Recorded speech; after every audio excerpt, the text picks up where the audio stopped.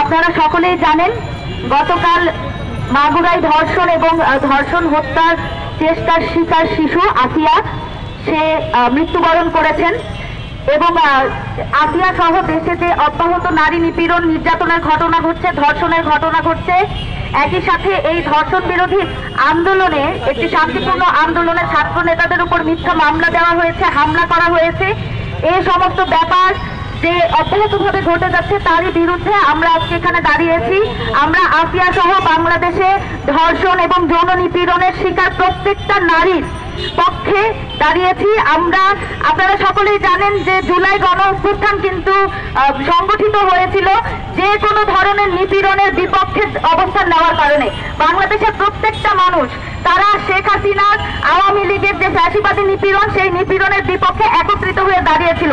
ফলে আমরা এটা যেন না ভুলে যাই যে আমরা সকল প্রকার নিপীড়নের বিপক্ষে অবস্থান করছি।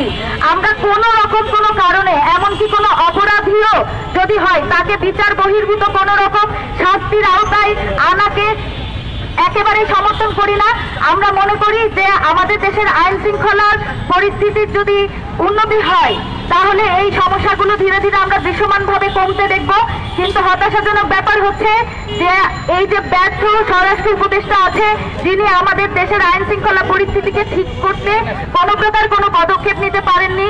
তিনি কোনো কিছুর সাথে পেরে উঠছেন না, তিনি আমলাতন্ত্রের সাথে পেরে উঠছেন না, পুলিশের সাথে পেরে উঠছেন না, কারো সাথেই তিনি পেরে উঠছেন না।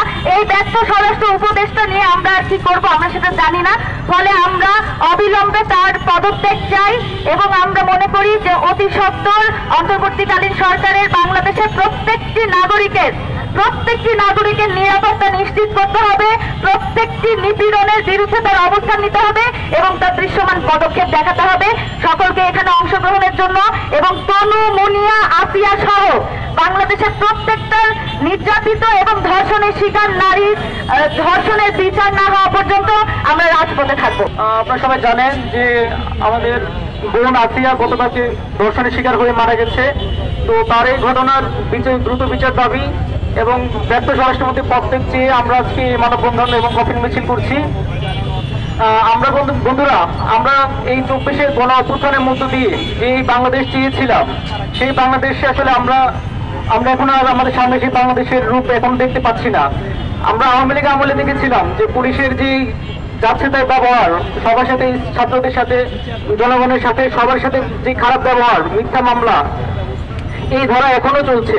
আপনারা দেখেছেন যে সারা দেশে এত ধর্ষণ, এত খুন, অবিচারের ঘটনাগুলি এখন প্রতিনিয়তই বাড়তেছে। কিন্তু এই অবস্থায় স্বরাষ্ট্রমন্ত্রী তার অ্যাক্টিভিটি গুলো আমরা পজিটিভ কোনো অ্যাক্টিভিটি দেখতে পাচ্ছি না। ঘুরে ফিরে যে শিক্ষার্থীরা হচ্ছে যে ধর্ষণের বিপক্ষে আন্দোলন করে তাদের বিপক্ষে উল্টো মামলা করে। আমরা সেই গত কয়েকদিন আগে ইন্টারকন্টিনেন্টাল হোটেলের সামনে যে ঘটনাটা দেখলাম সেখানে আমরা দেখলাম যে পুলিশের সিভিল ড্রেস পরে এসে পুলিশ তারাও প্রথমে শিক্ষার্থী গায়ে হাত দেয় দিয়ে ঘটনাটা এখানে সূত্রকর্তা হয়। তো ওইটার মধ্য দিয়ে যে সিভিল ড্রেস পরে পুলিশ সে কিভাবে একটা ছাত্ররা গায়ে হাত দেয়, এটা তো পুরোপুরি অন্যায়। কিন্তু পুলিশ আমরা দেখলাম যে উল্টো হারে শিক্ষার্থীদের নামে উল্টো মামলা দিয়েছে, কিন্তু এই ঘটনাটা একদম এড়িয়ে গিয়েছে। তার পাশাপাশি আমরা এও দেখলাম যে তারা তাদের মিডিয়া ব্যবহার করে তারা জনগণের সামনে একটা ফেক সিম্পিটি তৈরি করার চেষ্টা করছে।